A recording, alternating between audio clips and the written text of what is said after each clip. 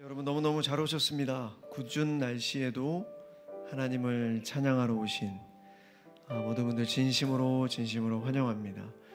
하나님께서도 여러분의 발걸음을 인도하셨고 기쁨으로 여러분을 위로해 주실 것입니다. 이 시간 우리 다 같이 예배를 준비하는 마음으로 우리 잠시 묵상함으로 기도하며 나가도록 하겠습니다. 기도하시겠습니다.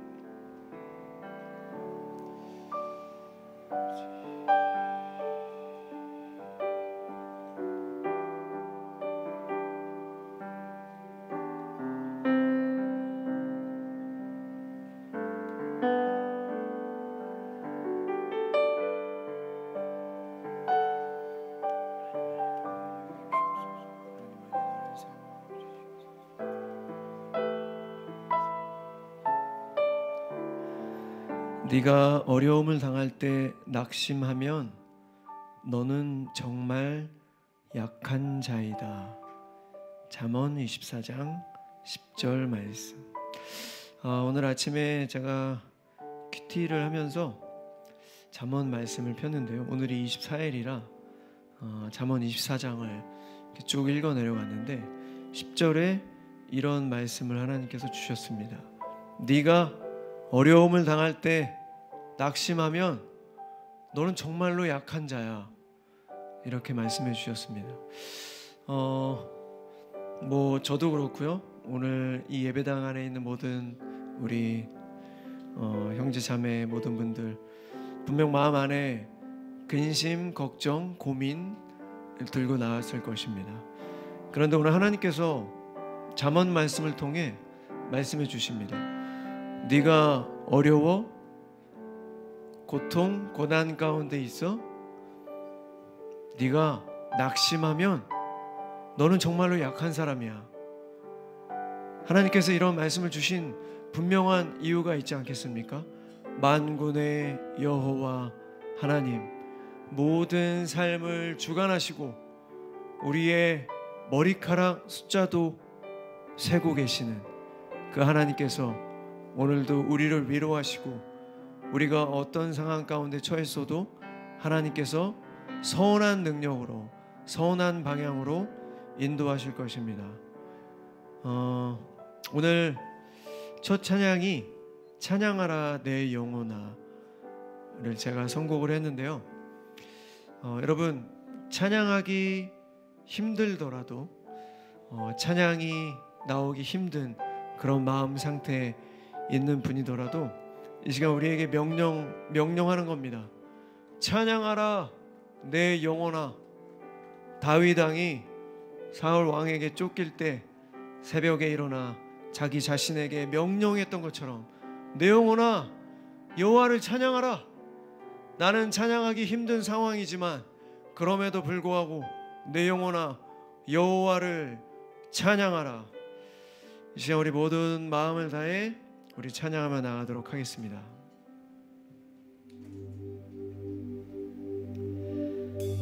찬양하라 내 영혼아.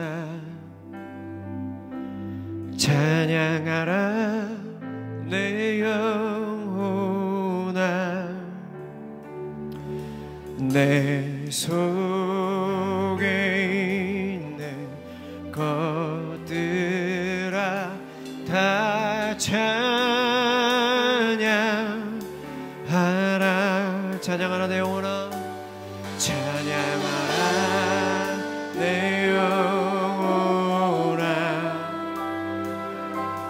찬양하라 내 영혼아. 내 속에 있는 것들아 다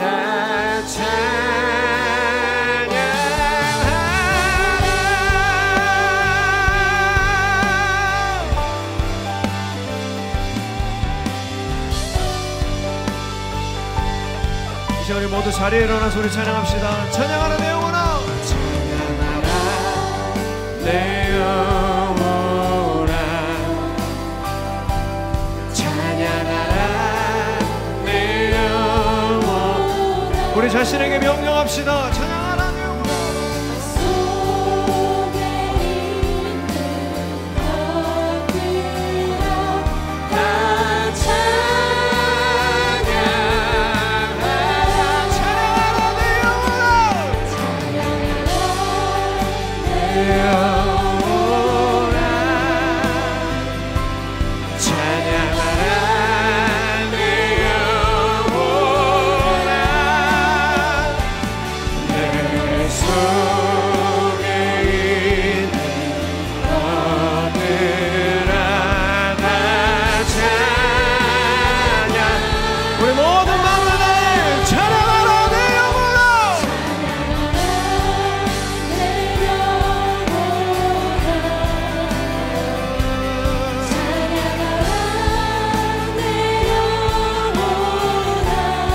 내 속에 있는 것들아 다 찬양하라.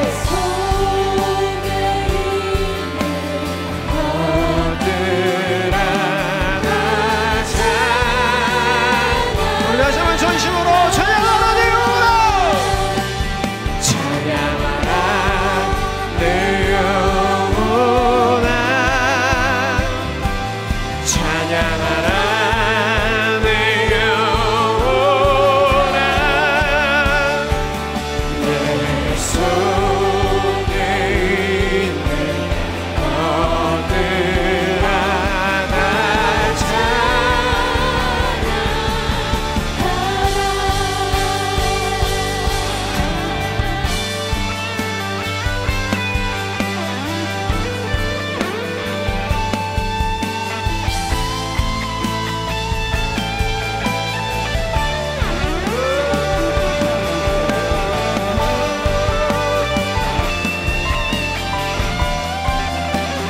다시 한번 전심으로 우리 자신에게 명령합시다.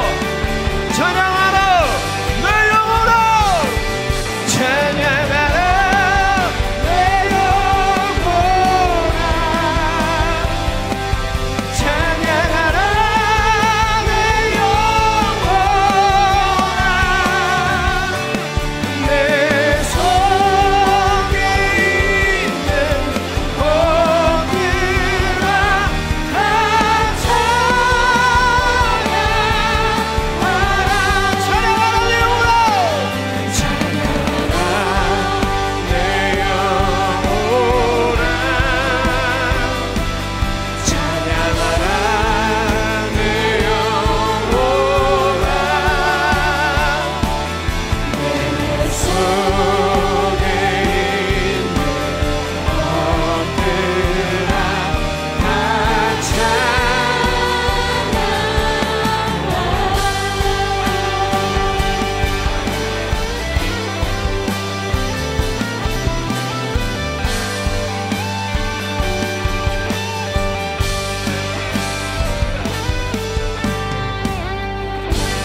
우리 하나님께 영광의 박수 올려드립시다. 아멘.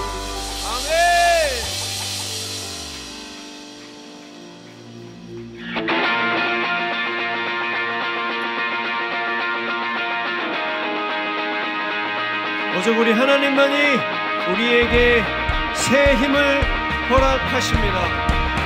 우리의 만군의 여 하나님만이 우리에게 새 힘을 주십니다. 아멘.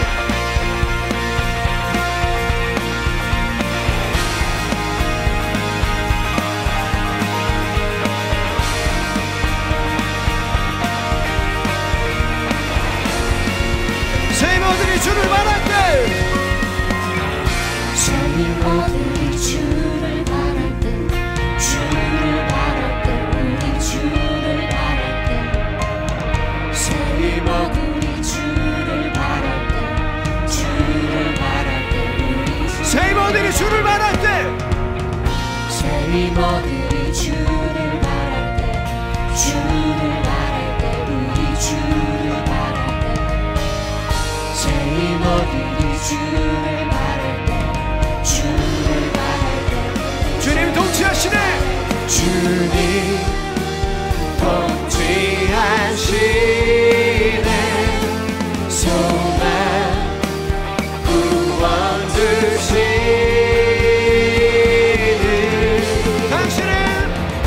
당신은 영원하신 주.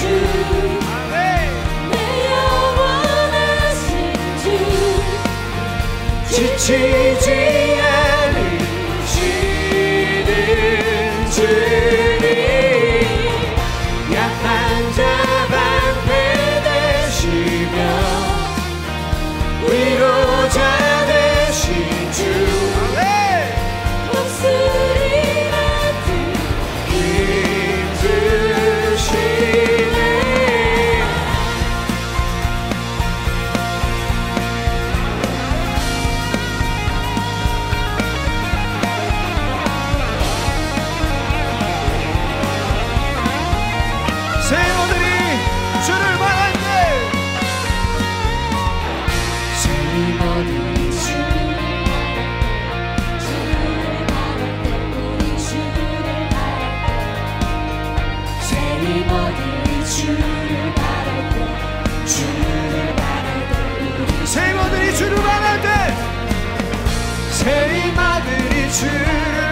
바랄 때 주를 바랄 때 우리 주를 바랄 때 세이마들이 주를 바랄 때 주를 바랄 때 주님 통치하시네 주님 통치하시네 소망 구원 주시는 당신은 영원하신 주 당신은 영원하신 주 내 영원하신 주 지치지 않으시는 주님 약한 자 방패 되시며 위로자 되신 주 독수리 같은 주시네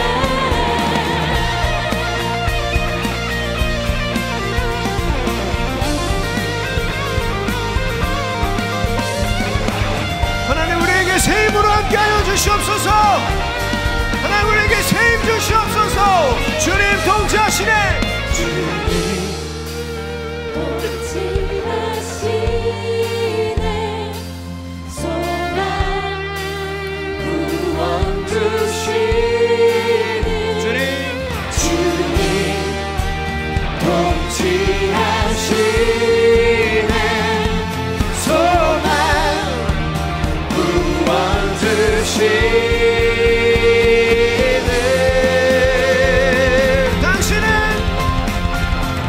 당신은 영원하신 주 내 영원하신 주 지치지 않으시는 주님 약한 자 방패 되시며 위로자 되신 주 독수리 같은 우리 다시 한번 전심으로 당신은 영원하신 주 당신은 영원하신 주 내 영원하신 주 지치지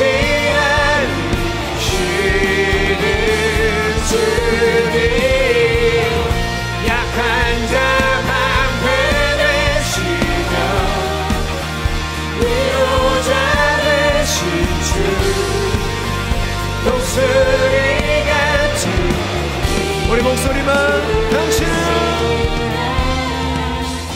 당신은 영원하신 주 내 영원하신 주 지치지 않으시는 주님 약한 자 방패 되시며 위로자 되신 주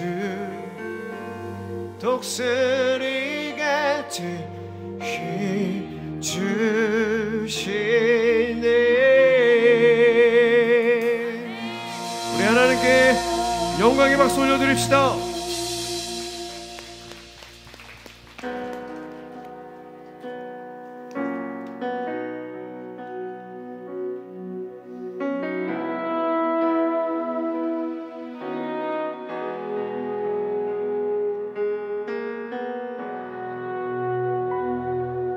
우리 주 하나님 큰 영광과 존귀를 받기에 합당하신 지금 여기 계신 하나님 온 천지 만물을 지으시고 다스리는 큰 권능과 능력으로 주의 말씀 이루시리. 거룩거룩하다.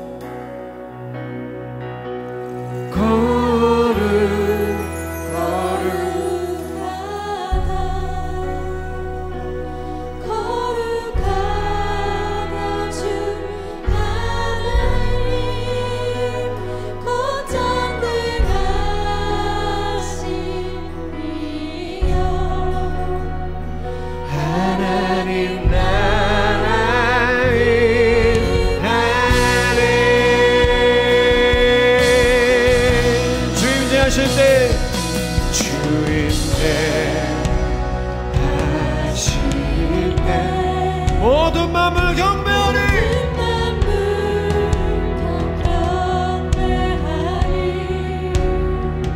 어두운 곳에 흘러가네. 오셔서 다스리소서.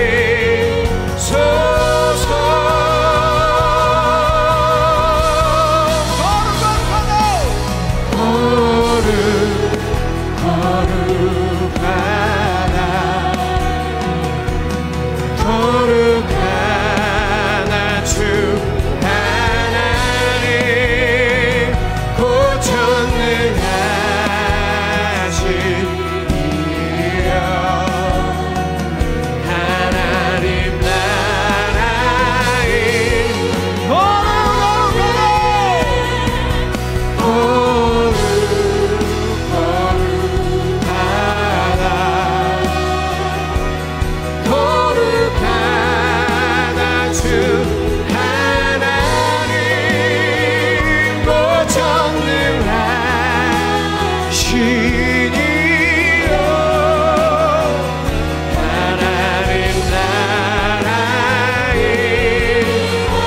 어제도 계셨고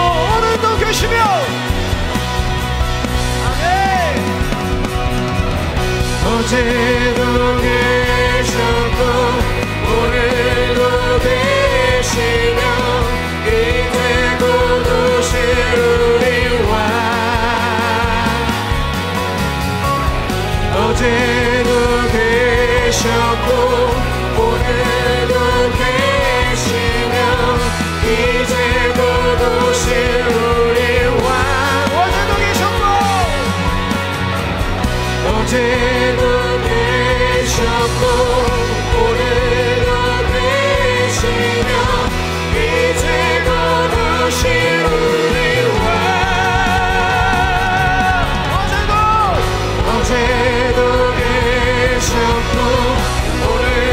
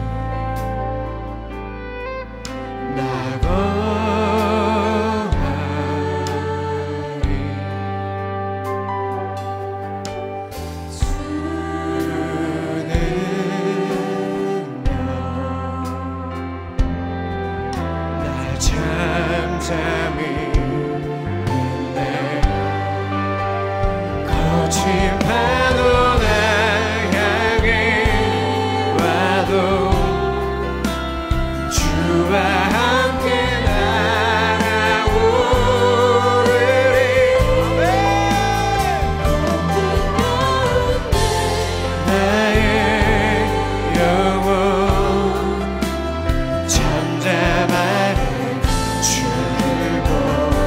거친 파도 날 향해 와도 거친 파도 날 향해 와도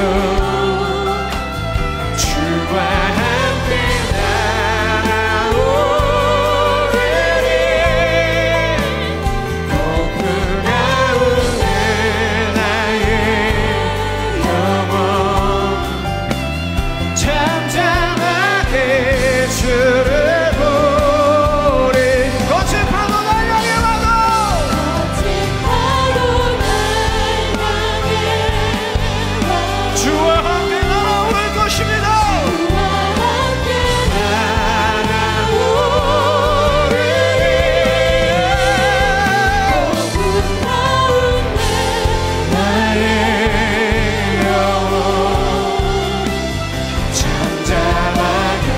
다시 한번 전심으로 거친 파도 날 향해 와도 거친 파도 날 향해 와도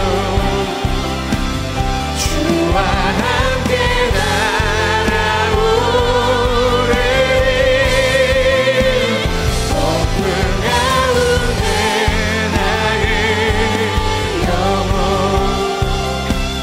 잠잠하게 주를 보리라. 이제 우리 다같이 말씀을 위해서 기도하겠습니다. 오늘 하나님께서 잠언을 통해서 말씀해 주셨습니다. 네가 어려움을 당할 때 낙심하면 너는 정말로 약한 자이다. 하나님 우리에게 새 힘으로 함께하여 주시옵소서. 하나님과 함께 하늘로 높이 올라가게 하여 주시옵소서. 우리 삶 가운데 모든 고난과 역경이 결국에 하나님께서 선한 방법으로 이용하실 것을 우리는 믿습니다. 하나님 이 시간 말씀하여 주실 때 주님의 말씀 우리 마음속 깊이 새겨지게 하여 주시고 더욱더 담대하고 강한 주님의 그리스찬 거룩하고 정결한 자로 살아갈 수 있게 해달라고 이 시간 우리 주님의 이름 한번 크게 부르고 기도하며 나가도록 하겠습니다. 기도하시겠습니다.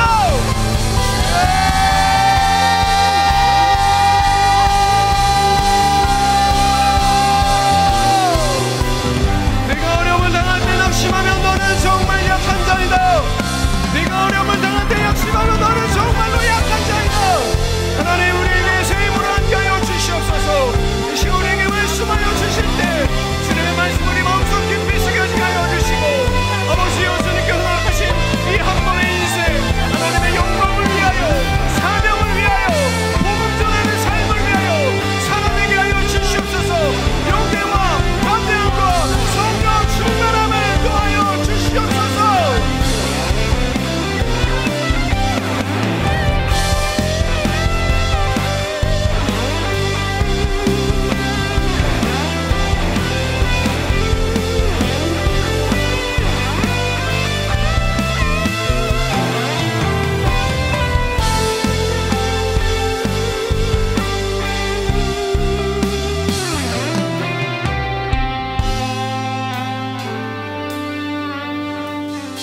한 번 더 중보하려고 합니다. 주의 말씀을 통해서 우리 교회에 대한 하나님의 말씀을 매주 듣고 있습니다.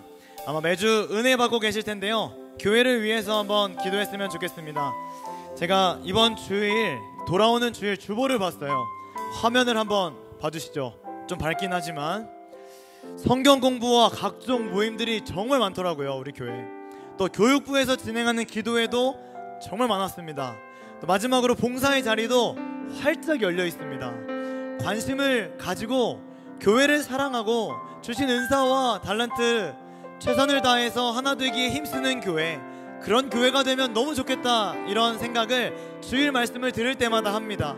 함께 중보하십시다. 우리 함께 눈을 감고 사랑하는 우리 교회 여의도 침례교회가 같은 말씀을 듣고 같은 마음을 품어 교회를 사랑하고 또 성도를 사랑하고 함께 달려가는 한몸된 주의 교회, 택하신 족속 되게 하여 주옵소서.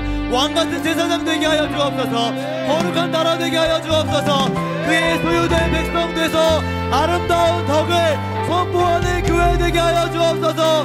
주여 외치고 교회를 위하여 기도합니다. 주여 하나님 아버지 우리 교회 사랑하시고 우리 교회 향해 하나님의 영광 하나님의 일하심 도와주시옵소서. 주여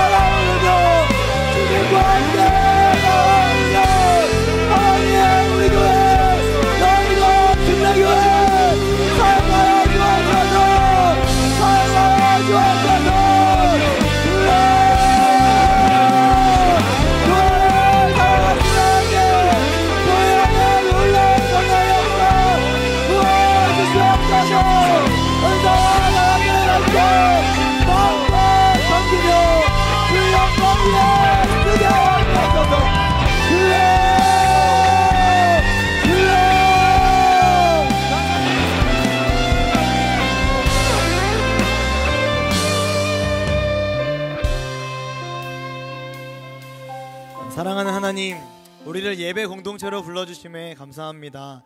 내 의지 가지고 이 자리에 앉은 것 같지만 하나님의 은혜와 부르심이 없었다면 결코 앉아있지 못했을 것입니다.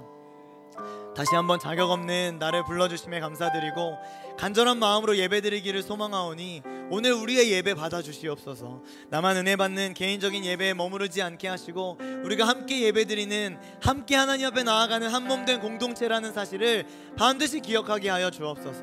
특별히 오늘은 사랑하는 여의도 침례교회를 위해 중보했습니다. 하나님을 뜨겁게 사랑하고 서로를 사랑하는 교회가 되게 하여 주옵소서. 국명호 담임 목사님과 목회자들을 사용하여 주옵소서. 성경 공부와 학종 모임들의 은혜를 베풀어 주옵소서. 교육부에서 진행하는 기도회 성령 충만함 허락하여 주옵소서. 봉사의 자리에 기쁨과 감사함으로 서는 성도들이 많아지게 하여 주옵소서. 53년 동안 지켜주신 하나님께서 앞으로도 계속해서 우리 교회를 사용하실 줄 믿습니다. 반드시 이루어 가실 것에 미리 감사드리며 예수님의 이름으로 기도합니다. 아멘. 우리 하나님께 영광의 박수 올려드리겠습니다. 네, 우리 사랑하는 피러십 예배자들을 진심으로 환영합니다. 그리고 사랑합니다. 잘 오셨습니다. 오늘 우리에게 주시는 말씀을 함께 나누도록 하겠습니다. 창세기 38장 전체이지만 24절에서 26절을 함께 오늘의 본문으로 가지고 와봤는데요. 잘 읽어야 됩니다. 잘 읽어야 되기 때문에 제가 읽겠습니다. 한번 여러분들은 눈으로 잘 따라와 보세요. 석 달쯤 지난 다음에 유다는 자기의 며느리 다말이 창녀짓을 하여 임신까지 했다는 소문을 들었다. 유다가 명하였다. 그를 끌어내어 화형에 처하여라. 그는 끌려 나오면서 시아버지에게 전가를 보냈다. 저는 이 물건 임자의 아이를 배웠습니다 하고 말하였다. 다말은 또 말을 계속하였다. 잘 살펴보십시오. 이 도장과 이 허리끈과 이 지팡이가 누구의 것입니까? 26절. 유다는 그 물건들을 알아보았다. 그 아이가 나보다 옳다. 나의 아들 셀라를 그 아이와 결혼시켜야 했는데 하고 말하였다. 유다는 그 뒤로 다시는 그를 가까이 하지 않았다. 네, 이렇게가 오늘의 본문입니다. 여자 목소리를 연습해봤는데 더 힘들어하실 것 같아서 포기했습니다. 우리 수요 피러십은 지난 2월을 시작으로 이제 창세기 은혜로 함께 은혜를 나누고 있습니다. 특별히 아브라함, 이삭, 야곱, 요셉 이야기가 막 시작되었죠. 요셉 이야기 37장에 시작이 됐습니다. 믿음의 조상 요셉의 이야기를 통해서 하나님께서 요셉을 어떻게 이끌어 가시는지 살펴보면서 위로도 받고 또 도전도 받고 결단되는 그런 예배가 되기를 소망합니다. 말씀드린 대로 요셉의 이야기는 지난주 37장부터 시작인데요. 지난주에 우리는 형들에게 미움받았던 요셉이 하나님의 꿈을 꾸게 되고 또 오늘도 굳세게 하나님 안에서의 하루하루를 살아가는 모습 함께 살펴봤습니다. 요셉 이야기가 시작되는 37장의 마지막은 이렇게 끝이 납니다. 위에 부분인데요. 그 미디안 사람들은 그를 애굽에서 바로의 신하 친위대장 보디발에게 팔았더라. 팔았더라로 37장 끝나고요. 오늘 본문 38장을 넘어서 39장 1절은요. 요셉이 이끌려 애굽에 내려가매 신하 친위대장 애굽 사람 보디발이 그를 그리로 데려간 이스마엘 사람의 손에서 요셉을 산이라. 조금 생각하셔야 됩니다. 37장의 마지막 절과 39장의 첫 번째 절을 드렸는데요. 이 두 절이 잘 연결이 되나요? 연결이 안 되나요? 연결이 된다 한번 오른쪽 손 들어주시겠어요? 연결이 된다, 되는 것 같다. 네, 연결이 안 되는 것 같다. 제발 묻지 말고 네 맘대로 해라. 감사합니다. 잘 이어지는 것처럼 보여집니다. 그런데 이 마치 하나의 이야기인 것 같아 보이는데요, 눈치 없이 38장에 껴들어간 거예요. 내용이 바로 유다의 이야기입니다. 37장은 요셉의 이야기고 39장도 요셉의 이야기고 쭉 요셉의 이야기인데 38장, 오늘 우리의 본문은 유다의 이야기라는 거죠. 요셉 이야기는 지난주에 이미 시작되었지만 오늘만큼은 야곱의 넷째 아들 유다의 이야기를 함께 나눠보도록 하겠습니다. 오늘 설교 제목이 네가 왜 거기서 나와 이거든요. 왜 유다가 갑자기 38장에 나왔을까? 세 가지로 한번 먼저 설명을 드려볼게요. 출처는 하틀리라고 하는 구약학 교수님의 창세기라는 책에서 발췌했습니다. 첫 번째 이유가 뭐냐면 38장에 유다 이야기가 나오는 이유, 첫 번째는 37장부터 요셉 이야기가 쭉 진행되는데 요셉 이야기에서 또 다른 중심인물이 누구냐라고 하니까 그게 바로 누구다? 유다라는 거죠. 지난주 말씀에서 형들이 요셉을 죽이려고 하거든요. 구덩이에 빠뜨리려고 하거든요. 그때 유다가 이렇게 말을 합니다. 37장 27절 유다가 말하는 거예요. 자, 우리는 이 아이에게 손을 대진 않고 차라리 그 아이를 이스마엘 사람들에게 팔아넘기자. 그래도 이 아이가 우리 형제고 피부치 아니냐, 이런 말을 누가 했다고요? 유다가 했다는 겁니다. 형제들이 유다의 말을 듣고 따르기로 하고 요셉을 죽이지 않고 팔아넘겨요. 물론 팔자고 제안한 거 잘한 거냐라고 묻는다면 그것도 잘못된 거죠. 잘못된 거지만 그래도 유다의 마음 안에는 그래도 우리 요셉 우리 형제인데 피부치인데 하고는 적어도 선한 양심을 가지고 있었던 것으로 보입니다. 또한 다른 형제들이요, 유다의 말에 순응하는 것을 보면 이 형제들 사이에서도 유다가 꽤 영향력이 있다 없다? 있다라고 볼 수 있겠죠. 하나만 더 이야기해 보면 이제 앞으로 볼 내용이겠지만 기근이 들거든요. 기근이 들었을 때 심각한 문제 앞에서 문제를 해결하려고 나서는 리더가 누구냐? 유다가 그 역할을 감당합니다. 43장, 44장, 46장에 기록되고 있고요. 이런 부분들을 생각해 볼 때 37장부터 50장까지 전체적인 주인공은 당연히 요셉인데 확연하게 드러나지 않는 또 하나의 중심인물이 있다면 야곱의 넷째 아들 유다라는 것을 알려주기 위해서 37장 요셉하고 바로 38장의 유다 이야기가 한번 등장을 한 거다, 이렇게 볼 수 있겠다는 겁니다. 두 번째 이유는요, 유다의 자손에서 누가 나오죠? 네, 감사합니다. 훌륭하시고 다 훌륭하십니다. 유다의 자손에서 이스라엘 최고의 왕 누가 나옵니까? 다윗이 나오고요. 다윗 다음에 솔로몬 당연히 나오고요. 그 다음에 요 계보에서 또 누가 나오죠? 예수 그리스도가 나오시거든요. 유다의 자손에서 다윗, 솔로몬, 예수님까지 이어지는데 이 다윗 왕조와 예수님의 족보를 후대에도 설명하기 위해서 유다의 족보가 나와야 되기 때문에 38장의 유다 이야기가 나온 거다. 이게 두 번째 이유. 마지막 세 번째는 37장 앞에 넣으려고 하니까 유다가 아직 어떤 지도자가 될 정도의 그 나이 혹은 뭐 그런 능력, 이게 아직 안 돼요. 위에 형님들 몇 명 계세요? 3명 계시죠. 형님들 3명 계시기 때문에 나설 때가 아니더라. 37장 앞에 놓긴 좀 어렵고, 그렇다고 38장, 39장 넘어가서 늘려니까 이제는 요셉이 주인공이어서, 요셉이 주인공이니까 지금 애굽에 팔려가잖아요. 그러니까 애굽이 38장부터는 주 무대인데 요셉 이야기가 애굽에서 막 진행되다가 갑자기 또 유다 이야기를 얻다 널려니까 쉽지가 않다. 그래서 팔려갔다 하고 유다 이야기 한 다음에 이제 애굽으로 넘어가서 요셉 이야기가 진행되는 겁니다. 배경이 좀 길었는데요.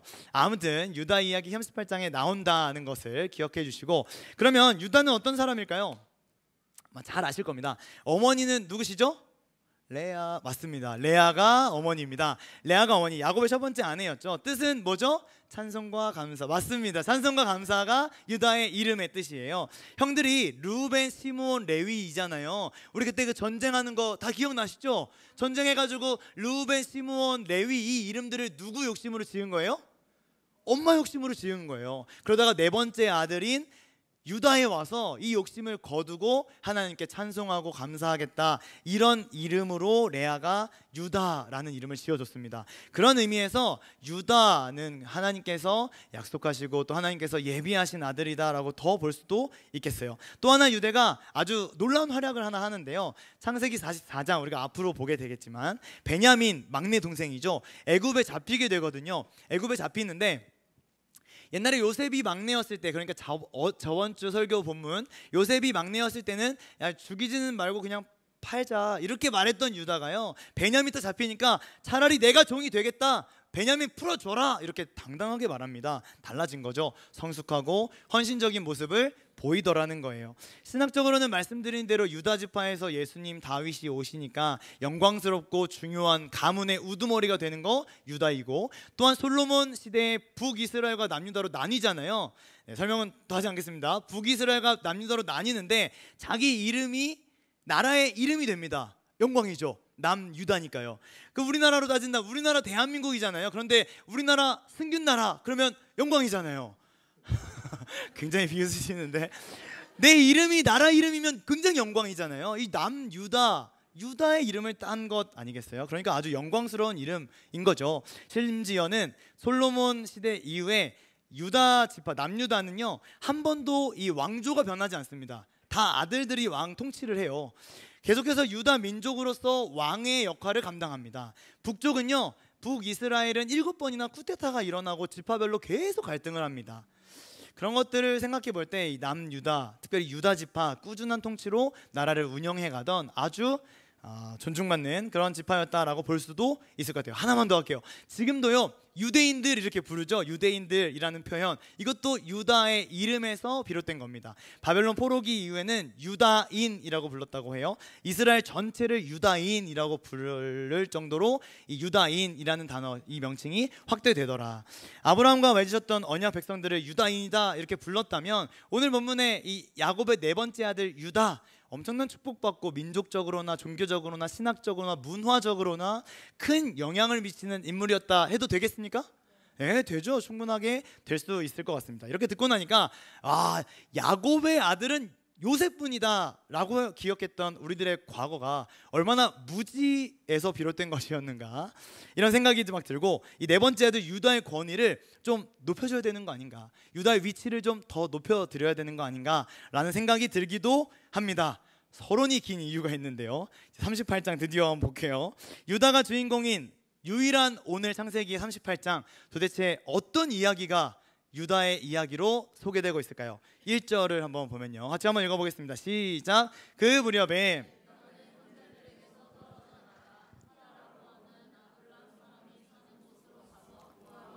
살았다. 형제들에게서 떨어져 나갔다라고 합니다. 성경이 명확한 이유를 설명하지는 않습니다.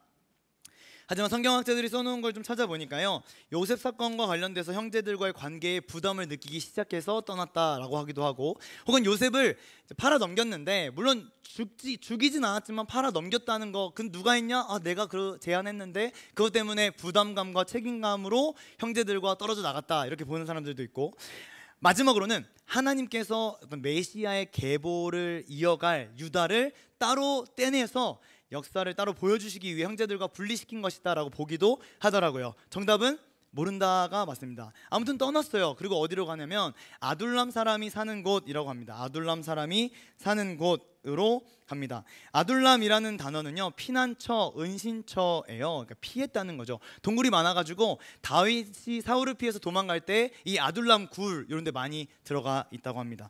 예루살렘에서 40km 정도 떨어진 지역인데요, 그곳에서 아예 정착을 했습니다. 친구가 한 명 생겨요. 아주 친한 친구, 히라가 생기죠. 그 친구가 생기는데, 여기서 우리 사랑하는, 제 예상에는 여기 중등부, 고등부가 오늘 시험 기간에서 많이 못 왔지만 곳곳에 앉아 계신 청소년들만 한번 따라해 주시면 좋겠습니다. 좋은 친구를 사귀자. 마음이 청소년이신 분들도 한번 따라해 주세요. 좋은 친구를 사귀자. 한 번 더, 내가 좋은 친구가 되자. 여러분들 좋습니다. 감사합니다. 여러분, 친구를 잘 만나야 됩니다. 주변에 누가 있느냐는 정말 중요해요. 그런데 주변에 좋은 사람이 있기를 원한다면 내가 먼저 좋은 사람이 되어야 합니다. 제가 청년부를 담당하는 목회자로서 사실 청소년들에게 해주려고 했던 친구를 사귀자는 밑밥이었고요. 사랑하는 청년들에게 한번 이 자리에서 연애 이야기를 살짝 해보고 싶습니다. 연애하고 싶은 청년들이 많습니다. 저는 정상적인 마음이라고 생각합니다. 응원합니다. 나는 연애 절대 못할 거야 라고 생각하는 청년들에게 나도 결혼했어 라고 말해주고 싶어요. 힘을 내십시오. 혹시 내 이상형이 예수님 잘 믿는 남자, 키가 큰 남자, 경제력 있는 남자, 똑똑한 남자, 열정 있는 남자, 유머 감각 있는 남자, 배려심 많은 남자, 패션에 센스가 있는 남자. 여러분 오늘 제 패션 어떤가요? 나이스, 감사합니다. 그런 것들이 나의 이상형이다 라고 한다면요, 일단 그렇게 완벽한 남자는 없습니다. 없고 혹시 있다고 해도 여러분들을 그렇게 좋아하지 않을 거예요.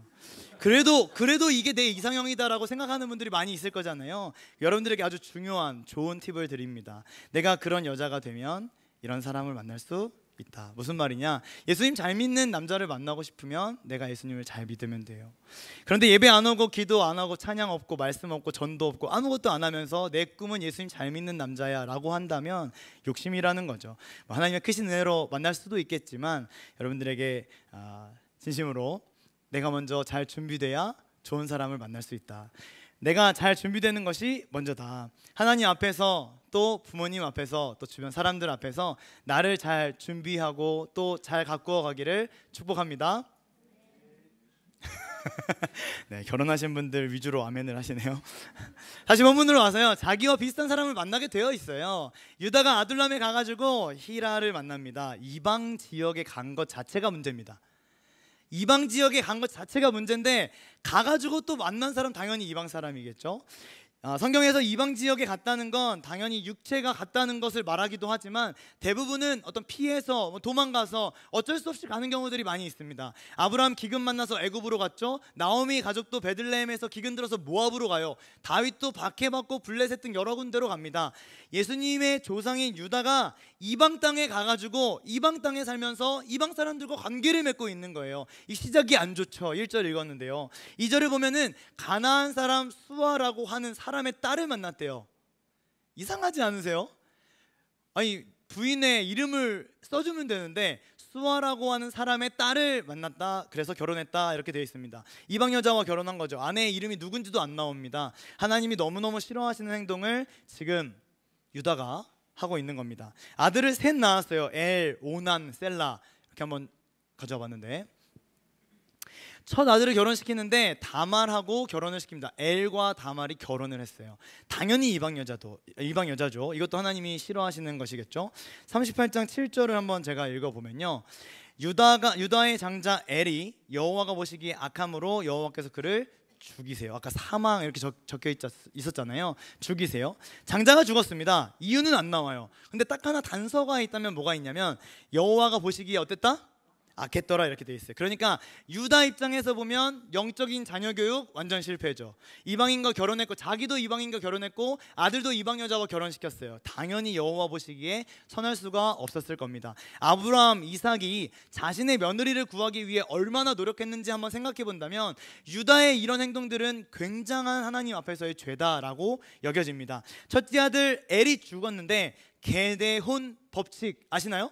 둘째 아들 오난이라는 아들이 형수를 아내로 맞이해야 되는 상황입니다. 계대혼은 뭐냐면요, 형이 자식 없이 죽으면 동생이 형수와 결혼을 해가지고 후손을 이어주는 제도였어요. 그래가지고 이 오난이라고 하는 둘째 아들이 다말을 맞이합니다. 그런데 이 제도는 어떤 의미가 있는 거냐면 죽은 형의 이름 그리고 기업, 이스라엘 공동체 안에서 그냥 자식이 없으니까 끊어져 버릴 거 아니에요. 끊어져 버리지 않게 해주려고 도와주는 제도인데 문제는 뭐냐, 둘째 아들 오난이 아들을 낳아도 그건 형의 아들이 됩니다.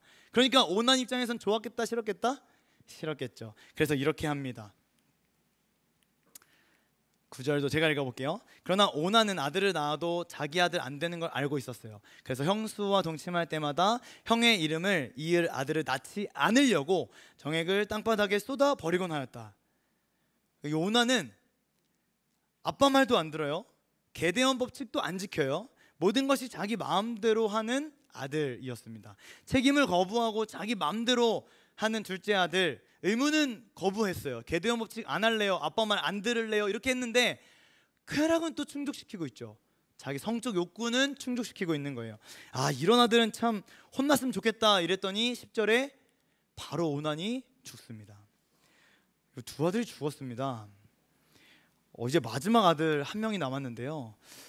아버지 유다 입장에서도 이 아들들이 자꾸 죽어가니까 게데혼도 알겠고 이스라엘 공동체 가문이 끊어지지 않는 것도 맞지만 아들을 주기가 조금 꺼려지는 겁니다. 그래서 셋째 아들 셀라가 장성하기를 기다려라 이렇게 명령을 해요. 그런데 문제는 뭐냐? 계속해서 시간을 끌고 있는 거죠. 며느리 다말과의 약속은 잊었습니다. 다말은 계속 기다려요. 왜냐? 이어가야 하니까요. 그런데 계속 기다려라 해요. 시아버지가 아들을 줄 것 같지가 않아요. 그러다가 가문을 잊지 못하고 이스라엘 공동체에서 완전히 이 가문이 사라져버리기 직전입니다.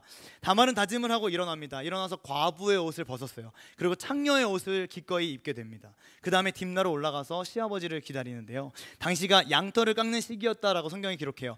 양털을 깎는 시기, 노동이 고되거든요. 고되니까 다 끝나고 나면 서로를 위로하려고 술도 한 잔 걸치고 또 흥겨운 잔치를 열었다고 해요. 완전 이건 이방 문화죠. 그렇게 신나는 밤을 즐기던 시아버지 유다가 문 옆에 서 있는 창녀를 봅니다. 정확하게는 창녀로 변장한 며느리예요. 16절, 여러분들이 설마 하는 이야기가 16절에 기록되어 있습니다. 같이 한번 읽어볼까요? 시작. 그래서 유다는 그가 자기 며느리인 줄도 모르고 길가에 서 있는 그에게로 가서 말하였다. 너에게 잠시 들렀다 가마. 자, 들어가자. 그때 그가 물었다. 저에게 들어오시는 값으로 저에게 무엇을 주시겠습니까? 오, 이거 어떻게 이런 일이 있을 수가 있지? 어떻게 시아버지가 며느리를 몰라볼 수가 있지? 라고 생각하실 수도 있겠지만 한편으로는 그만큼 시아버지는 지금 며느리 관심 없어요. 그 말은 유다 가문이 이어지는 일에 관심 없어요. 내 가문이 이어지고 아들 다 죽어가고 지금 내 가문 이어져야 되는데 내 아들 지금 누가 이어서 결국은 예수님, 결국은 유다 가문이 이어져야 되는데 관심 없어요. 그냥 내 눈앞에 있는 쾌락과 성적인 욕구에 모든 정신이 팔려버린 겁니다. 그날 밤 시아버지 유다와 며느리 다말이 잠자리를 같이 했어요. 다말은 시아버지의 물건 3가지를 담보물로 받아가지고 얼른 집으로 들어와서 창녀의 옷을 벗어버리고 다시 과부의 옷을 입었습니다. 3개월 후에 배가 나올 거 아닙니까? 시간이 지났으니까. 다말이 행음함으로 임신했다라는 소문이 동네에 돌았습니다. 유다는 며느리 다말이 돈 받고 성관계를 했나 보다라고 생각을 하고 바로 며느리를 불러가지고 질문도 안 합니다. 조사도 안 해요. 물어보지 않아요. 어떤 항변의 기회도 없이 끌어내서 불살러라 이렇게 말합니다. 법은요 돌로 치라예요. 근데 불살라라 이렇게 명령합니다. 이런 모습을 볼 때 유다는 굉장히 쉽게 분노하는 사람이었고 자비도 없고 긍휼도 없고 가문 관심 없고 며느리 관심 없고 사람에게 관심 없고 완전히 사람이다라고 할 수 있겠습니다. 다말은 어떻게 될까요? 다말이 바로 우리가 읽었던 본문의 장면인데요. 한 번만 더 읽어주시면 좋겠어요. 조금 길지만요. 같이 한번 읽어보겠습니다. 시작. 그는 끌려 나오면서 시아버지에게 전가를 보냈다. 저는 이 물건 임자의 아이를 배웠습니다 하고 말하였다. 다말은 또 말을 계속하였다. 잘 살펴보십시오. 이 도장과 이 허리끈과 이 지팡이가 누구의 것입니까? 유다는 그 물건들을 알아본 같이 읽기로 하기는 같이 읽기로 했는데 네, 좋습니다. 이 물건들을 보니까 네가 왜 거기서 나와? 하는 거죠. 유다의 물건이니까 아니 이 3가지 물건이 왜 거기서 나오지? 라고 생각했어요. 자신이 다말을 임신하게 한 장본인임을 바로 시인을 합니다. 아들 셀라를 주지 않은 자기보다 다말이 훨씬 더 옳은 선택을 했다고 겸허하게 인정을 합니다. 하지만 다말을 아내로 맞이하지는 않아요. 가까이 하지도 않습니다. 성경은 분명히 다말이 창녀의 옷을 입고 속이고 시아버지와 만나 하룻밤을 지낸 것에 부정한 일을 저질렀다라는 것을 동의하지만요, 유다 가문이 끊어지는 것을 막으려고 몸부림쳤던 그녀의 동기는 고귀하다라고 인정합니다. 사망했던 남편 엘의 후손을 잇는 책임을 완수하기 위해 이 이방 여자 다말은 최선을 다했습니다. 스스로 비천한 자리에 가서 비참한 옷으로 자신을 감싸고 결국 아이를 가지게 돼요. 다말을 통해서 유다 민족의 계보가 보존되게 됩니다. 마지막에 보면 38장 마지막에 보면 다말이 쌍둥이를 낳는데요. 베레스와 세라가 돼요. 마태복음 족보를 한번 보면요. 네, 뭐 읽지는 않겠습니다만 족보에 다말도 있죠. 또 베레스와 세라도 있죠. 신기한 건요, 요셉이 있지 않았습니다. 우리는 저도 성경 공부하실 때 아브라함, 이삭, 야곱, 요셉으로 가르치긴 하거든요. 요셉이 이 일을 잊지 않습니다. 유다 지파 또 유다를 통해서, 더 정확하게는 유다와 다말을 통해서 베레스가 나오고 다윗과 예수님으로 연결되는 구원의 계보가 완성되는 거죠. 한 이방 여인의 열심을 통해서 하나님께서 역사하셨다는 것을 오늘 38장을 통해서 알 수 있습니다. 여러분 마음 가운데 조금의 불편함이 있으셔야 할 것 같습니다. 왜냐하면 분명히 창세기 37장부터 50장은 요셉과 유다가 주인공이다라고 말씀드렸고, 설교의 초반부에는 유다가 얼마나 위대한 인물이었는지 여러 활약들, 용감하고 의리 있고 영광스러운 족보를 가진 인물이다라고 설명했었는데, 유다가 완전히 주인공인 창세기의 38장 딱 한 장 여기에 기록됐는데, 처음부터 끝까지 하필이면 창녀인 줄 알고 며느리를 잡아서 하룻밤을 보냈던 부끄러운 과거가 기록되었다고 하니 수치스럽고 안타깝다라는 생각이 들기도 합니다. 제가 생각한 다음 질문은 이것입니다. 오늘의 결론이기도 한데요, 유다가 이 모양인데 하나님은 도대체 왜 유다를 사용하신 것일까? 하나님은 왜 유다를 사용하실까? 38장 26절 한번 또 같이 읽어봐 주시면 감사하겠습니다. 한번 그 목소리로, 거의 끝나가니까 그 목소리로 한번 읽어주세요. 시작. 유다는 그 물건들을 알아보았다. 이 아이가 나보다 옳다, 나의 그 아이와 결혼시켰어야 했는데 하고 말하였다. 유다는 그 뒤로 다시는 그를 가까이 하지 않았다. 이것이 오늘 본문 26절의 내용입니다. 본문을 2번, 3번, 4번 읽어봐도요, 유다가 잘한 건 찾으면 여기 하나 있는 것 같아요. 뭐죠? 네, 맞아요. 유다가 자기 물건을 알아봐요. 이게 왜 여기서 나오지? 아, 내 물건이구나. 아, 내가 딥나에서 만난 창녀가 진짜 창녀가 아니라 내 며느리 다말이었구나. 내 잘못이구나. 내가 아들을 주지 않아서 이런 일까지 벌어진 것이구나. 아, 내가 거룩한 하나님의 계보를 이어가는 일에 최선을 다하지 못하고 있었구나. 깨닫고 나니까 수긍하고 후회하고 인정하고 엎드렸다, 이 말입니다. 내 잘못임을 인정하고 나의 말과 행동과 태도를 돌아보았더라는 겁니다. 수정하고 고치고 바꾸더라는 거죠. 이것이 38장에 나오는 유다가 유일하게 잘한 것 하나이지 않을까 생각이 들어요. 이스라엘 왕국의 위대한 왕 다윗과 하나님께 버림받은 왕 첫 왕 사울, 차이가 무엇이었죠? 둘 다 범죄했습니다. 사실 인간적인 기준으로 볼 때는 다윗이 훨씬 더 큰 범죄를 저지른 것 같이 보여요. 부하의 아내를 범하잖아요. 그리고 부하를 전쟁 맨 앞에 세워서 죽게 만들잖아요. 너무너무 큰 죄 아닙니까? 그런데 다윗은 결국에 하나님 마음에 합한 자가 되고, 사울은 하나님께 버림받는다고요. 차이가 어디에 있습니까? 둘 다 죄를 지었지만 진정으로 회개하고 돌아왔냐는 거예요. 신약으로 가볼까요? 누가복음에 보면 누가가 의도적으로 두 사람의 이야기를 연달아서 기록합니다. 앞에는 부자 청년이에요. 내용 잘 아시죠? 율법을 다 지켰지만 예수님께서 마지막 부탁하신 거, 그 명령을 지키지 못했습니다. 뭐였냐면, 내게 아직도 한 가지 부족한 것이 있다. 네가 가진 거 다 팔아서 가난한 사람 나눠줘라. 그리고 나를 와서 따라라 라고 말씀하셨어요. 부자 청년이요, 이 말씀 듣고 몹시 근심했다고 성경이 기록합니다. 그리고 어떻게 했는지 안 나와요. 아마도 안 따랐으니까 안 나오겠죠. 그러나 바로 그 다음 장에 19장에 누구 나오죠? 맞습니다. 삭개오 나오잖아요. 예수님을 만나고 자기 재산을 팔아서 가난한 자들 도와주고 강제로 뺏은 거 4배로 갚아줍니다. 이유가 있는 거예요. 의도가 있는 거예요. 뭐냐? 차이가 어디에 있는 겁니까? 말씀을 듣고 순종하고 엎드린 겁니다. 다시 유다로 와보겠습니다. 유다요, 진짜 볼품없는 사람입니다. 아까 말씀드린 대로 정말 많은 죄악들과 부끄러운 일들을 많이 했어요. 그런데 다말의 용기 있는 행동, 며느리의 아주 용기 있는 행동으로 시아버지 유다 정신 차리게 돼요. 그리고 하나님 앞에 딱 서게 되죠.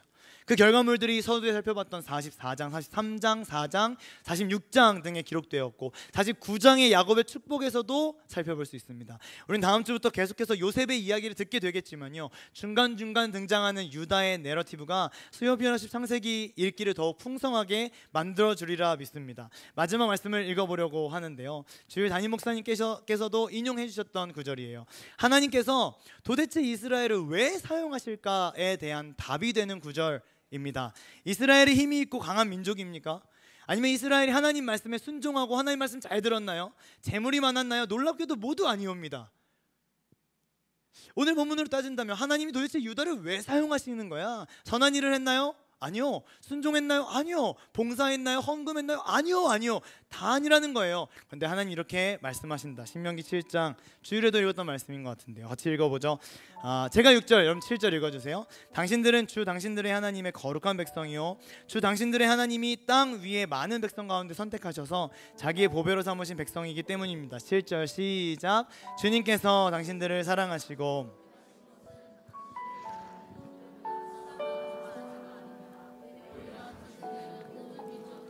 수가 가장 적은 민족입니다.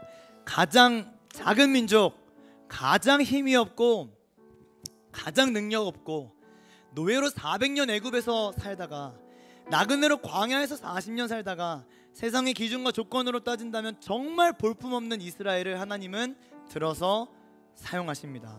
왜냐하면 하나님의 언약 백성, 택하신 족속, 왕같은 제사장, 거룩한 나라요 그의 소유된 백성이 되어 아름다운 덕을 선포하게 하시기 위해서 하나님이 주권적으로 선택하셔서 사용하시는 거예요.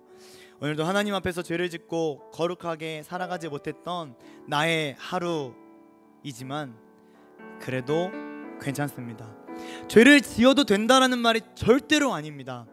하나님께서 나를 구원하시고 하나님께서 나를 사용하시고 하나님께서 나와 함께 하신다면 지금 이 순간을 기준으로 다시 리셋이에요. 다시 하나님 앞에 서서 철저하게 나를 돌아보고 나의 죄를 진심으로 회개하고 인정하고 순종하고 엎드리는 것. 유다처럼 자신의 잘못을 인정하고 고백하고 그 앞에서 두 손 두 발 들고 나에 있는 모습을 그대로 하나님 앞에 가져갈 수 있으면 하나님은 우리를 사용하시리라 믿습니다. 우리의 할 일은 어쩌면 내 잘못을 인정하는 것이 유일하지 않을까요? 어쩌면 성경은 전체는 이 메시지를 말하고 있는 것 아닐까요? 나는 아닙니다. 나는 할 수 없습니다. 나는 못합니다. 주님이 하십니다. 주님이 이루어 가십니다.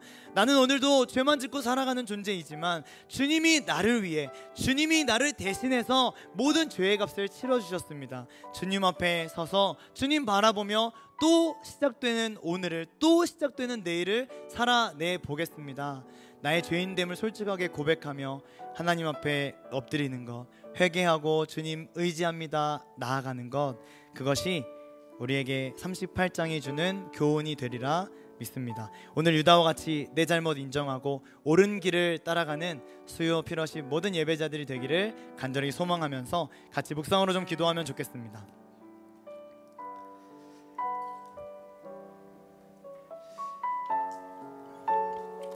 유다를 생각하고 묵상해보면 자존심 상할 수도 있었을 것이고 또 며느리 앞에서 내 잘못이다를 인정하기는 쉽지 않았을 것 같습니다.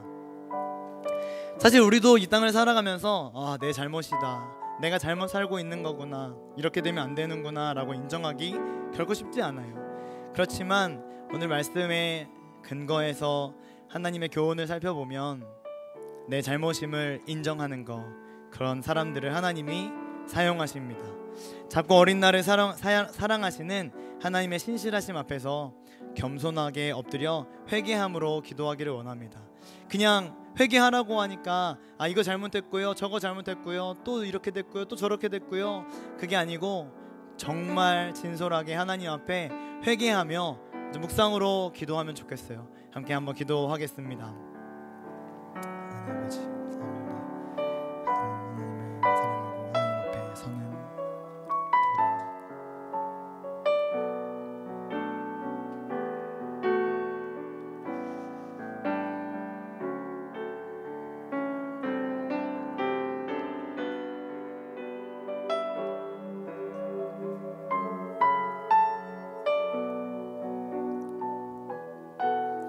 찬양으로 한번 고백해 볼까요? 나는 아무것도 아닙니다.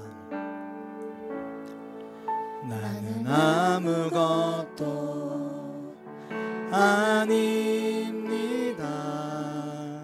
주님의 사랑이 없으면 나는 아무것도 모릅니다. 지혜가 없으면 나는 아무것도 못합니다. 아무것도 못합니다. 주님의 능력이 없으면 한순간도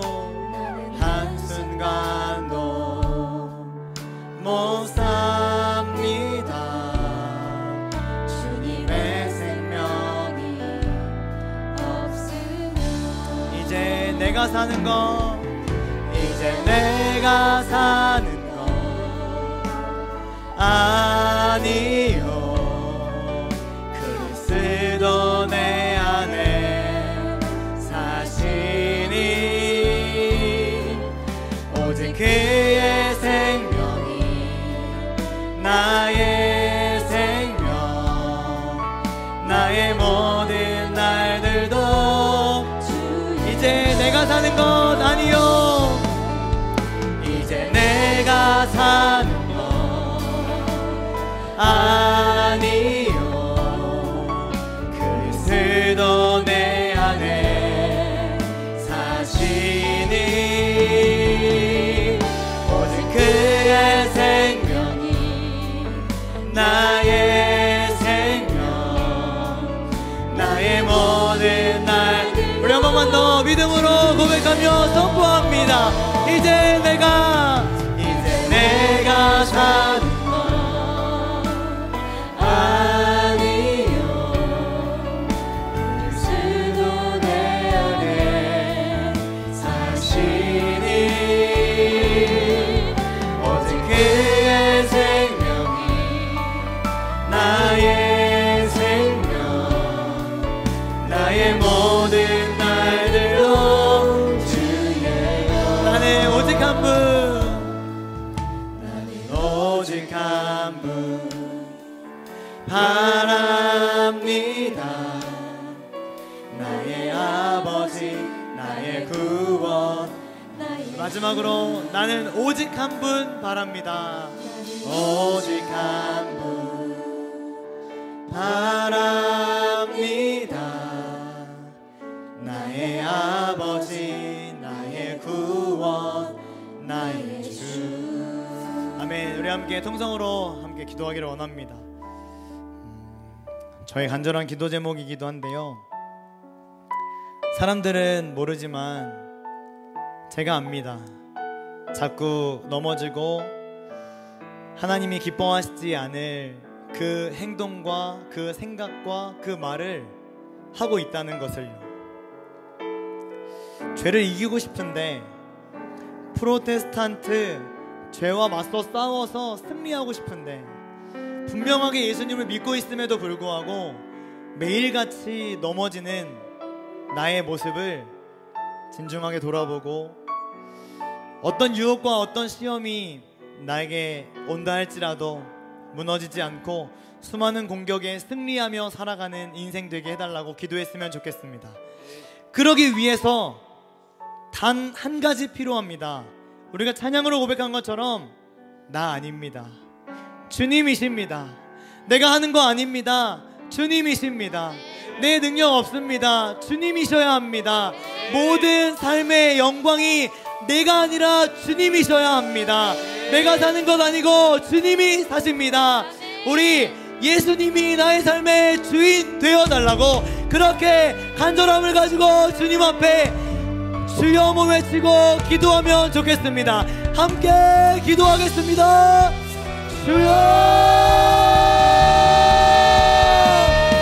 하나님 아버지, 하나님 앞에 죄악들을 이겨내고 예수 그리스도 살아가기를 간절히 소망하고 원합니다. 하나님 아버지, 주님이 나의 삶에 왕이 되심을 분명하게 믿고 그 앞에 엎드리게 하여 주시옵소서. 주여, 내 삶의 주인은 오직 예수 그리스도가 되게 하여 주시옵소서. 내 안에 더없고 추하고 악하고 하나님 앞에 미쳐했던 죄악들을 벗어버리고 오직 예수 그리스도 그분으로 말미암아 살고 그분과 함께 살고 내 삶이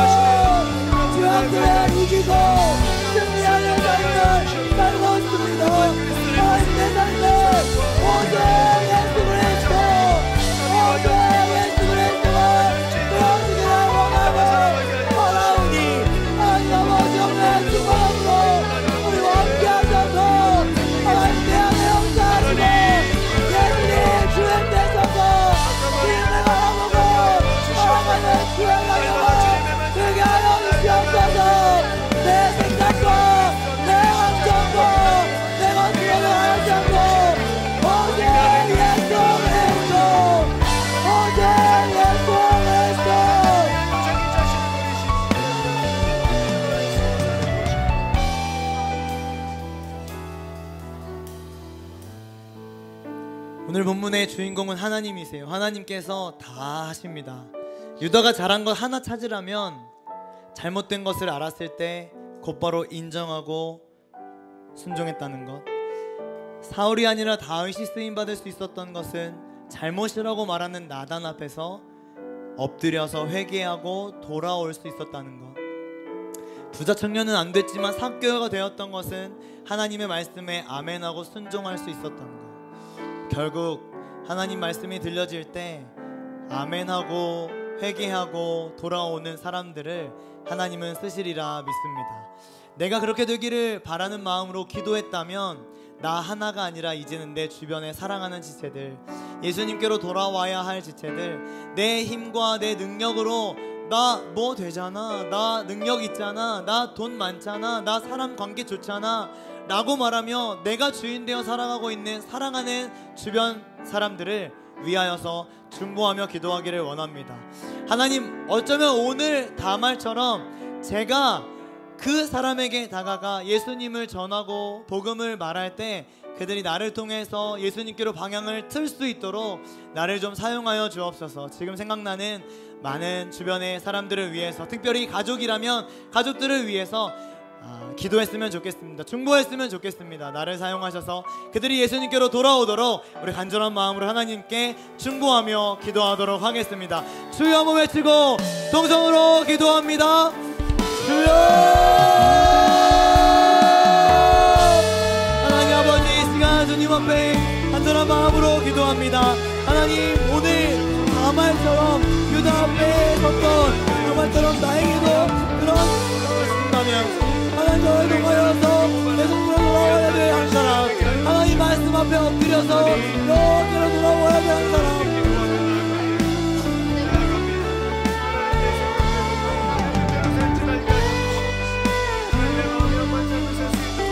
생각나게 해주시고 사랑하는 얼굴이 여기로 돌아와야 한다면 나를 통해서 영원히 이어질 수 있도록 주여 이 시간을 잡아주시옵소서.